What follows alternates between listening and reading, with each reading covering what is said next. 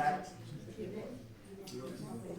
आज का निर्णायक में शैलेश श्रीवास्तव मैडम और वैशाली मैडम, शास्त्री सर और डॉक्टर रमेश भाई, सभी को मेरा प्रणाम करके मेरा विषय सुन सकता। आज मुझे मिला विषय है परीक्षा का डर कैसे दूर करें। परीक्षा का डर कैसे दूर करें, मेरे भाषण देने का डर कैसे दूर करें, वही आपने मेरा सोचे। परीक्षा का डर कैसे दूर करें इसके बारे में अभी बोलना है। पहला विषय ये रहता है कि परीक्षा की जरूरत है कि नहीं है, लेकिन अभी वो बोल नहीं सकता है कि जरूरत है करके साबित हो गई है। इसलिए अभी उस परीक्षा का जो डर जो है उसको कैसे दूर करें करके बहुत सारे 1-2-3 विषय मैं बताता हूँ। अगर हम लोग ने अच्छी तरह तैयारी किया होगा तो परीक्षा को कोई डर नहीं रहता। अगर हम लोग ने एक जो अभी नीट का परीक्षा हुआ, परीक्षा होने के बाद बहुत सारे लोगों से इंटरव्यू ले रहा था पेपर कैसे गया करके। एक जन बोल रहा था बहुत टफ था, दूसरे जन बोल रहा था बहुत आसान था। तो सच में वो पेपर क्या था? जो अच्छे पढ़े हैं उनके लिए वो आसान है, अगर सही तरह से नहीं पढ़े उनके लिए वो कठिन है, यही होता है। और दूसरा एक हमारे सर ने अक्सर कहते हैं, तो हमारा पास मार्क्स जो है वो 35 करके सर यही कहते हैं कि 34 और 35, 99 और 100, इस बीच में जो मार्क्स है वो केवल एक नहीं है, वो जिंदगी है करके कहते हैं।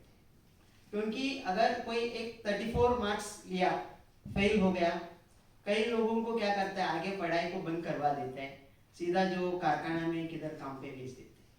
वैसे ही जो 99 मार्क्स और 100 जो है तो उसको आउट ऑफ आउट मतलब सेंटम करके कहते हैं, उनका जो लेवल है वो अलग ही कहा जाता है। तो ये सब अगर परीक्षा का डर नहीं है तो ही हम लोग में उसको कर सकते हैं। कई समय में क्या होता था, हम लोग परीक्षा के लिए अच्छी तरह तैयारी करके जाता है, लेकिन वहां जाने के पहले कोई बच्चे लोग क्या कर देते हैं कि ये जो क्वेश्चन है ये बहुत इंपॉर्टेंट है, ये पक्का आने वाला है करके बोल देते हैं।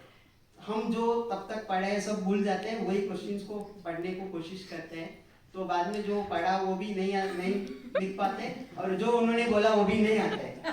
तो ये रहता है, मतलब लास्ट मोमेंट में जो प्रिपरेशन करने का उसको हम लोग ने अवॉइड करने का, वो ये परीक्षा का डर का दूर करने का एक है। और दूसरी बात है, अभी योग में क्या बोलते हैं कि ये वैज्ञानिक में भी बोलते हैं कि मेंटल फ्रीक्वेंसी करके। ये मेंटल फ्रीक्वेंसी क्या होता है, साधारण रूप में मैं बताना चाहता हूँ।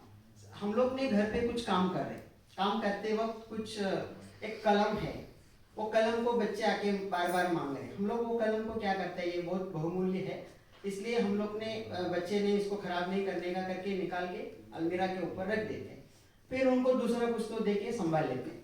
बाद में फिर हम लोग ने नहाते सब कुछ तैयारी करके दफ्तर में निकलते हैं। तभी निकलते समय क्या करते हैं कि वो कलम किधर है करके सोचते हैं, लेकिन हमको ध्यान में नहीं आता है। तो फिर हम लोग ने जो घर वाले को हमेशा की तरफ अर्चना करते हैं कि इस घर पे जो चीज इधर रहते हैं उधर नहीं मिलता है करके। फिर घर वाले को भी जो कुछ सुनेगा वो अर्चना मिलके घर पे आ जाता, दफ्तर में आ जाता है। लेकिन दफ्तर पे आने के बाद 1-1.5 घंटा के बाद अपना काम पे बैठने के बाद, अरे यार वो बच्चे को खराब नहीं करना करके अलमीरा के ऊपर रखा था करके ध्यान में आता है। तो वो क्यों ऐसा होता है कि जो मेंटल फ्रीक्वेंसी है वो अलमीरा के ऊपर रखा था, तभी मेंटल फ्रीक्वेंसी कम था, वो मेंटल फ्रीक्वेंसी में वो फीड हुआ है। लेकिन दफ्तर पे निकलते समय हम लोग ने टेंशन में थे, इसलिए वो समय में वो याद नहीं है। ऑफिस में आने के बाद, बैठने के बाद, चाय भी पीने के बाद, थोड़ा काम करने के बाद मेंटल फ्रीक्वेंसी कम हो गया, इसलिए हमको वो याद आया। सेम हम लोग ने जो परीक्षा को तैयारी करते समय जो मेंटल फ्रीक्वेंसी में रखते हैं, वही मेंटल फ्रीक्वेंसी में हम लोग परीक्षा में रहेंगे तो हम लोग को सारी चीज याद आती है। इसलिए कई लोग बोलते हैं कि आपने जो योग में जो प्राणायाम जो है वो करके पढ़ाई शुरू करो। वैसे ही परीक्षा में लिखने के पहले जो प्राणायाम जो है, मतलब बैठ के जो 2-3 बार या 5 बार 10 बार कर लो, तो करने से वो मेंटल फ्रीक्वेंसी जो है वो मेंटल फ्रीक्वेंसी में आ जाता है, तो बराबर हम लोग ने पढ़ पाता है, लिख पाता है करके बोलते हैं। तो आजकल बहुत सारे अभ्यास करने का बहुत जरूरत रहती है, मतलब मॉडल टेस्ट करके करते हैं हम लोग ने।